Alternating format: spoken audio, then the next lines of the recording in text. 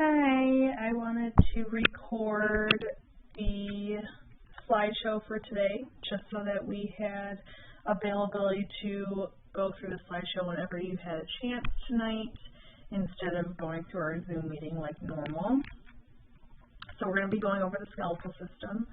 Just so you are aware, the test is 30 questions and it's a lot of terms on the actual bones and where they're located or what they're responsible for and so on.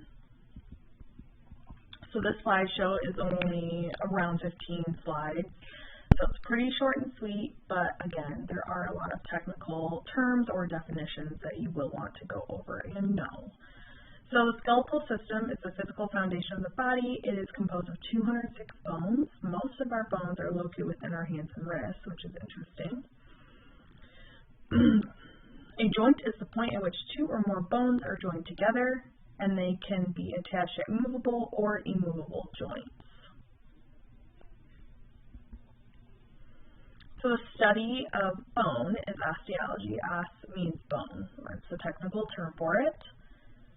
Long bones are within your arms and legs. We have flat bones, which are found in our skull, scapula, sternum, as well as irregular bones, which you would find in your wrist, ankle, spinal column. Now, bones are composed of 2 to 3 mineral, 2/3 mineral, and 1/3 organic matter. They also have to produce white and red blood cells, and we store calcium there. If you drink milk or you consume more calcium, your bones tend to get stronger, and they can get as strong as concrete. If you are lacking calcium in your diet, typically your bones will suffer as you go on in life or as you get older. They tend to be a little weaker. So the functions of the skeletal system, obviously it's going to support your body, right? It's going to give it its shape and its strength. It also surrounds and protects the internal organs. It provides a frame to which the muscles can attach to, and it also allows body movement. So this is the actual study and locations of different parts of your body and where those bones are located. So the skull, we focus on this a lot because we want to know where bone placement is, or like people's natural bone structure, so we can give them hairstyles or haircuts that help to accentuate bones that maybe they prefer or bone structures that want to come out. Like when you think about makeup application, when we did that chapter, we talked about placement of makeup depending on if you have higher cheekbones or what's going to give you the most flattering application. Same thing goes with this. We want to know the basic bones of the skull so we know what's going to flatter versus not. So the skeleton of the head, this encloses and mostly protects your brain and sensory organs. It's divided into 2 main groups. So you have 8 bones in the cranium and then 14 of the facial skeleton, which we will go over. So your cranium, this is where we have located all of these bones. The first one here, this is going to be your frontal bone. It extends from the top of the eyes to the top of the head, and it forms your forehead. Section 2-3, we have 2 bones that form the crown and the upper sides of the head, which is your parietal bones. Section 4 here is our occipital. I've referred to this during haircuts. This is the bone that kind of protrudes out the base of the back of, or like the top of your neck, above the nape area. The occipital bone, parietal, frontal. And then you have your temporal, which is sections 5-6. These are 2 bones located on both sides of the head, directly above the ears, but below the parietal bones. The remaining 2, so 7 and 8, they're located throughout here.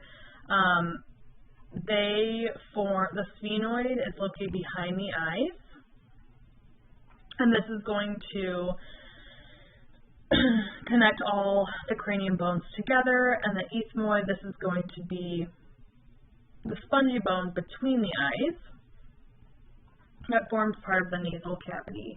So we don't mess with these too much during like our services or head massage, but they are there and you want to know the ethmoid, the femoid. So for your facial skeleton, so we're looking at the front of the skull here. Number one, we have our mandible. Okay, so this is the lower jaw and largest bone of the facial skeleton. The maxill, this is the two bones of the upper jaw, and this is in sections 2 and 3. So upper jaw, lower. Then you have sections 4 and 5. This is your nasal. It is made up of two bones that join to form the nasal bridge, or the nose bridge here.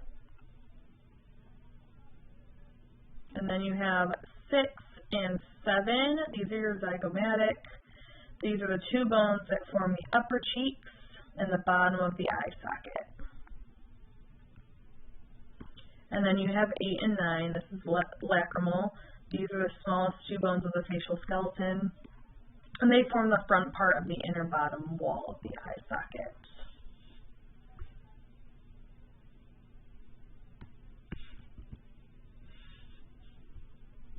So your neck bones, 1 through 7, so all these here, this is your cervical vertebrae.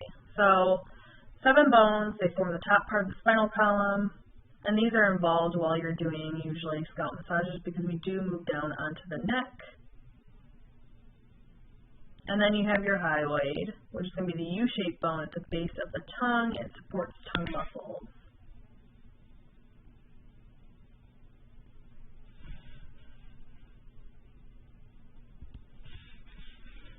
So your posture is important for bone health.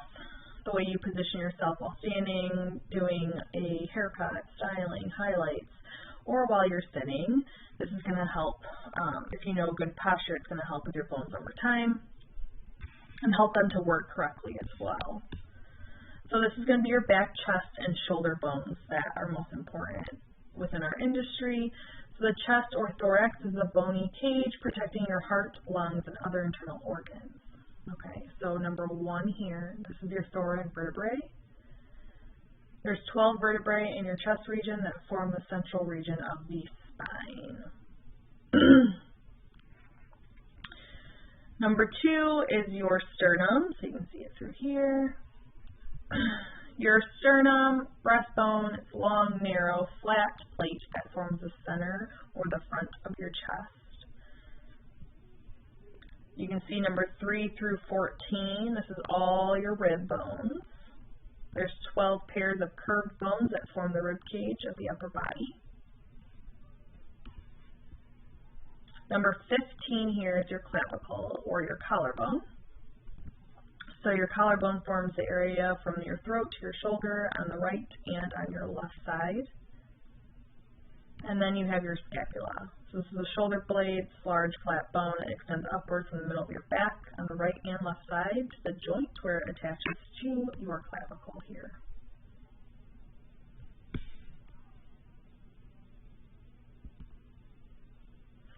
And then your arm, wrist, and hand bones. So this is where we're going to experience a lot of wear and tear in our industry if used incorrectly.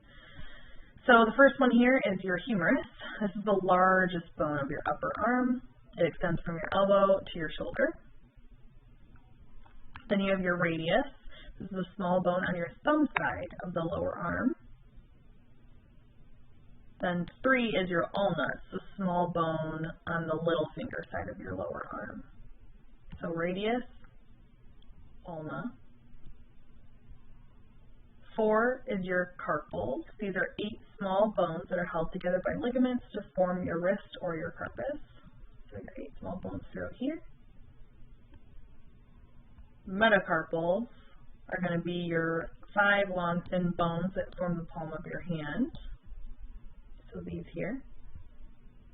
And then 6 is your phalanges. So 14 bones will form the digits or your fingers. Each finger has 3 phalanges, while thumbs only have 2. So again, this is where most of our bones in our body are located in one specific area. Is your hand and your wrist. And then moving down to your leg, ankle, and foot area, you have your femur, which is going to be your thigh bone. It's the longest bone in your entire body. Then you have your patella, which is your kneecap.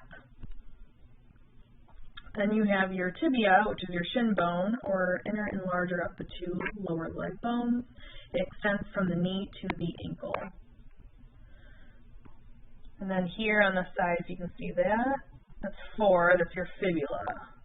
Outer and narrower of the two lower leg bones. It extends again from knee to ankle.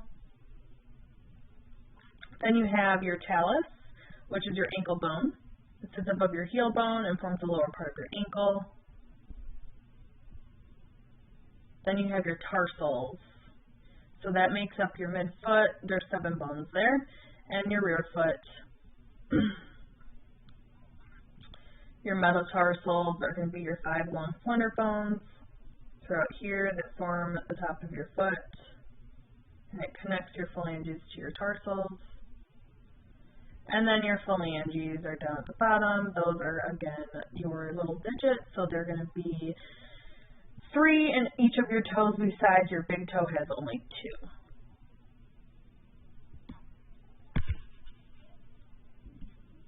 And that is it for your skeletal system.